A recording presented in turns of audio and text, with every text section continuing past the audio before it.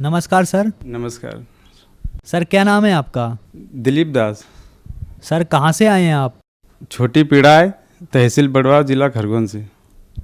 Sir संत रामपाल जी महाराज से आपने नाम दीक्षा कब ली? 2013 में। संत रामपाल जी महाराज से नाम दीक्षा लेने से पहले आप क्या भक्ति साधनाएं करते थे? हाँ सर, ब्रह्मा विष्णु महेश की भक्ति करते थे। और हमारे पास बहुत बड़ा तीर्थ है ओंकारेश्वर, ओंकारेश्वर जाया करते थे।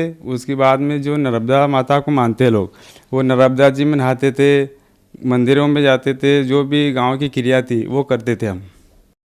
तो सर जो देवी देवताओं की तथा अन्य पूजाएं आप करते थे उनसे आपको क्या लाभ मिला? उनसे सर लाभ ये हुआ कि हम छोटे छोटे थे और हमारे पिताजी शांत हो गए। उसके बाद मेरी माँ शांत हो गई। माँ शांत होने के बाद में फिर हमारा भाई शांत हो गया। उनका एक्सीडेंट हुआ था तो एक्सीडेंट में शांत हो गया। और उसके बाद फिर मेरी जो बड़ी वाली बहन थी उनको सांप ने काट लिया। वो सांप के मतलब कि उसकी भी मृत्यु हो गई। तो हमारे घर मतलब कि 4 जने की मृत्यु हो चुकी थी। और फिर उसके बाद मेरी भगतमती जो थी उन पे नंबर आया। हमारी पत्नी को भूत प्रेत ने घेर रखा था, तो बहुत जगह हम लेके गए तो किसी से फायदा नहीं हुआ सर उसको। सर आपने बताया कि आपको देवी देवताओं की भक्ति से कोई लाभ नहीं हुआ बल्कि घर में नुकसान हुआ। आपके घर के बहुत से सदस्यों की मौत आपके सामने ही हो गई और आपकी पत्नी भूत प्रेत की बाधा से परेशान थी। तो फिर संत रामपाल जी महाराज की शरण में आप कैसे आए? संत रामपाल जी महाराज की शरण में सर मैं हमको एक हमारे जो गांव के पास में उमरिया गांव है, वहाँ के जो भगत जी है, हरराम भगत जी, उन्होंने हमको बताया कि भाई आप सुखी हो कि दुखी हो। तो मैं उनको हम तो भाई बहुत दुखी हैं।